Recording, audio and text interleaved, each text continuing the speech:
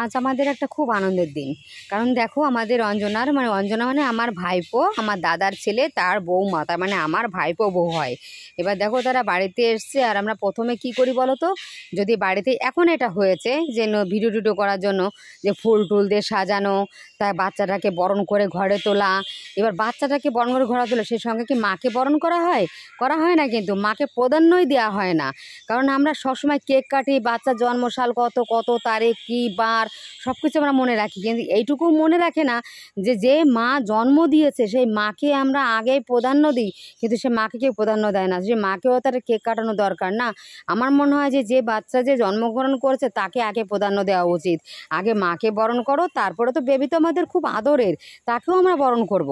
তো আমি আগেই দেখো প্রথমে সেইটা করেছি। আমার মনে হলো যে আগে আমি অঞ্জনাকে বরণ করব, তারপরে বেবি বরণ করব।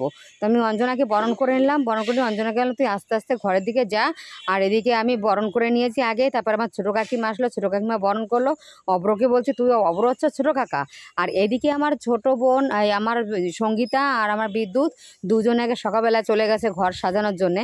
তার এদিকে দাদা, আমার দাদা তো সেই খুশি, নাতনি নিয়ে ছবি তুলবে, নাতনি নিয়ে করবে। আমার দাদারে আর পায় কে? আমার দাদা বলছে তোর মতো দেখতে ভালো হয়নি, আমার মতো দেখতে হয়েছে। দাদা আমার সঙ্গে ঝগড়া বাঁধিয়ে দিয়েছে। আমি বলছি ওসব কিছু, আর যে মেয়ের বাবা দেখেছো, বুক থাপড়ে দেখাচ্ছে মেয়ের বাবা, এটা হচ্ছে মেয়ের কাকা, তোমরা একটু ভালো করে দেখে নাও। আর এদিকে এসে দাদা তো সেই ছবি তোলার জন্য, ভিডিও করার জন্য ওস্তাদ কোলে নিয়ে বসে আছে। আমি তো দেবো না, আর আমি তো কোলে করে নিয়ে যাব। তাই তোমাদের সবাইকে বলি যে তোমরা সবাই সব কিছু করো, ঠিক আছে, কিন্তু যে জন্ম দিয়েছে, যে মা দিয়ে জন্ম দিয়েছে, তাকে আগে কেক কাটাও, তাকে আগে প্রাধান্য দাও, তারপরে বেবি। বেবি তো আমাদের পরাণের প্রিয় মানুষ না, তাকে তো আমরা ভালোবাসবো, তারা তো সে তো আমাদের সব কিছু, কিন্তু যে জন্ম দিয়েছে তাকে তো ভালোবাসা উচিত না? আমার তো সেইটা মনে হয়। আর এদিকে আমরা তো রাস্তার থেকে একদম বাড়ি পর্যন্ত ফুল দিয়ে সাজানো হয়েছে, আর ঘরটাকে খুব সুন্দর সাজানো হয়েছে। আর এদিকে আমি যে কত কথা বলছি আমার নাতনিকে করলে নিয়ে, আমি তো সেই খুশির নাতনি হয়েছে বলে। আর আমি ভেবেছিলাম যে আমার বাবা 2 বছর হয়েছে মারা গেছে, আমার বাবা হয়তো আসবে। সবসময় তো সে ছেলে হয়ে জন্মগ্রহণ করে না, হয়তো মেয়ে হয়েও আসতে পারে। ওই জন্য দেখো আমার টুকটুকে যখন ফর্সা হয়েছে, আমার বাবা এরকম টুকটুকে ফর্সা ছিল, আমার বাবার মতো গায়ের কালার হয়েছে। আর জানি না মুখটুকু এখন তো বেবি তো এখন অনেক রকমের মুখের আকার বোঝা যাচ্ছে, কিন্তু কী হবে জানি না, কিন্তু আমি খুব চেয়েছিলাম যে আমার বাবা আসুক।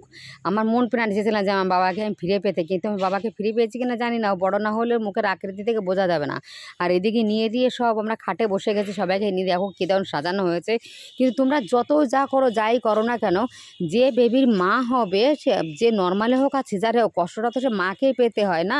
ওই জন্য মাকে আগে তোমরা বরণ করো, মাকে আগে তোমরা দেখো, তারপরে তোমরা বেবি দেখো। বেবি তো থাকবে। আর এদিকে আমরা চলে আসলাম 2 ভাই বোন রিলস বানানোর জন্য। ওইদিকে দাদার আমি রিলস বানাচ্ছি, দাদা তো বলছে একটা রিলস বানিয়ে দিও, আমি ভিডিও ছাড়বো। আর দাদাকে বলছি যে না আমি ছাড়বো, এই নিয়ে আমাদের 2 ভাই বোনের তর্ক শুরু হয়ে গেছে। আর এদিকে দুজনে রিল বানিয়ে নিলাম। আর তোমাদের বেবিটাতে কেমন লেগেছে, সাজানো কেমন লেগেছে তোমরা জানিও। এটা সঙ্গীতা আর ওরা 2 কাকা মিলে, সবাই মিলে